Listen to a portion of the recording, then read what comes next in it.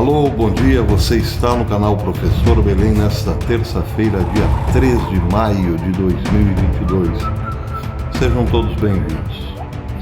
Meus amigos, há exatamente 60 anos, no dia 4 de maio de 1962, duas meninas em Garabandal, na Espanha, Conchita Gonçalves e Mariloli, entraram em êxtase e tiveram, neste êxtase, revelações proféticas, as quais Nossa Senhora dizia às meninas que o mundo entraria numa fase de pré-aviso, ou uma fase de muita dor e sofrimento para a humanidade. Posteriormente, em 2014, Madre Nieves Garcia, que era amiga íntima de Conchita Gonçalves e sua confidente, esclareceu que esta revelação continha outra parte, na qual Nossa Senhora dizia que haveria também uma segunda fase do pré-aviso, com muito mais tribulação e dor à humanidade. Essa segunda fase do pré-aviso seria marcada por uma visita do Papa a Moscou. Ela disse literalmente a Moscou. Nossa Senhora informou que o Papa iria a Moscou e não à Rússia. Após essa visita, uma grande guerra, um grande conflito se espalharia por toda a Europa e o Papa teria até mesmo dificuldades para retornar de Moscou ao Vaticano. Nessa segunda fase do pré-aviso, a Igreja Católica seria extremamente atacada ou perseguida.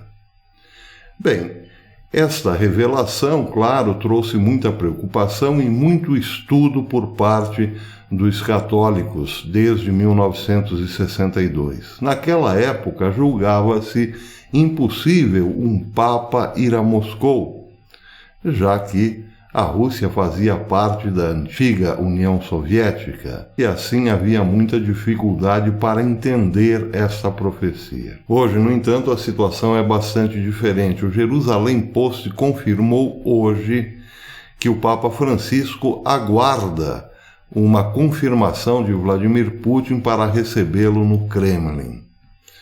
A assessoria do Vaticano, a assessoria do Papa, diz também que este convite, que este pedido para ser recebido foi feito já há vários dias e o Papa ainda não recebeu nenhuma resposta.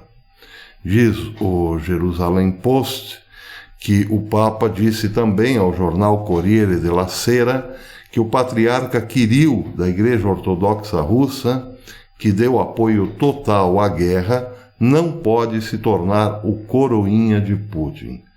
Bem, aqui o Jerusalém Post cita o próprio Bergoglio dizendo, abre aspas, nós, ele refere-se a ele e ao patriarca Kirill, somos pastores do mesmo povo de Deus. É por isso que temos que buscar a paz, ou os caminhos da paz, para cessar o fogo das armas.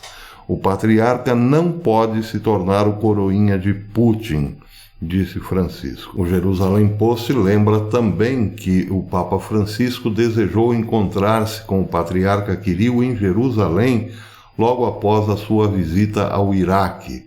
Era a intenção do Papa Francisco estender a visita ao Iraque por mais um dia para encontrar-se com Kirill, mas acabou desistindo de última hora. Mais recentemente, numa conversa, digamos, dura, por mais de 40 minutos, Kirill defendeu diante do Papa os motivos da invasão da Rússia à Ucrânia. Entre essa defesa estava o argumento de que a Igreja Ortodoxa Russa está preocupada por ver o Ocidente completamente em decadência, principalmente, disse o patriarca Kirill, pela aceitação do Ocidente ao homossexualismo. Então existe aqui uma tensão, duas visões contrárias da mesma religião, por assim dizer. Os católicos romanos e os católicos ortodoxos não estão de acordo quanto às ações da Rússia. Em relação ao encontro com Vladimir Putin, claro, seria uma tentativa do Papa Francisco em demovê-lo de sua invasão à Ucrânia. Mas aí duas mentalidades completamente diferentes entrariam também em choque. Vladimir Putin não será demovido nem mesmo por uma visita do Papa. Aliás, o presidente Putin estará com a agenda lotada nos próximos dias. Outros líderes, inclusive o presidente Bolsonaro, tentarão fazer o mesmo. Além dessa diferença de ideias no âmbito moral e religioso, que teoricamente impede qualquer ascendência do Papa Francisco a Vladimir Putin, há outro forte componente que só o que faz é colocar em perspectiva um desenvolvimento ainda maior desta guerra. É o fato da OTAN estar armando e muito a Ucrânia. Hoje, por exemplo, o primeiro-ministro Boris Johnson anunciará ao parlamento ucraniano que o Reino Unido estará enviando ou enviará 375 milhões de dólares em armamentos para a Ucrânia. Mas também a Alemanha já enviou 200 milhões de dólares em armas, informa o Infobae, desde o princípio do conflito, e anuncia que enviará ainda mais equipamentos militares para a Ucrânia.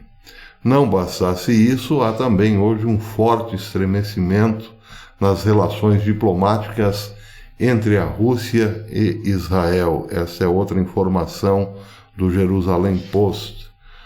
Ontem eu trouxe a notícia de que Israel ficou profundamente ofendida com as palavras do ministro das Relações Exteriores da Rússia, Sergei Lavrov, dizendo que Hitler tinha sangue judeu. Israel sentiu-se ofendida e pediu uma retratação imediata do Kremlin, o que não aconteceu. O ministro das Relações Exteriores de Israel convocou, em regime de urgência, o embaixador russo em Israel para uma conversa dura. Essa a notícia de hoje. Segundo Yair Lapid, a conversa sim foi muito dura e houve uma exigência formal do governo de Israel para um pedido de desculpa do governo russo.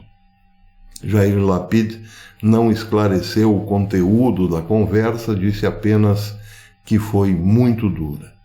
Bem, esse estremecimento, claro, coloca também um sinal de alerta em Israel, já que a Rússia está na Síria, faz quase que fronteira com Israel e tem permitido a incursão de voos de Israel contra milícias iranianas no território sírio, mas isso poderá evidentemente mudar. O fato é que existe muito armamento russo na Síria que poderá eventualmente voltar-se contra Israel caso essa tensão aumente.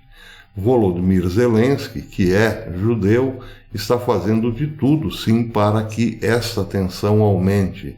Ele pediu, em nome da Ucrânia, formalmente, portanto, que Israel rompa relações com a Rússia, o que seria, no momento, provavelmente muito ruim para Israel, para não dizer desastroso. Então está aí, um cenário armado para uma grande guerra.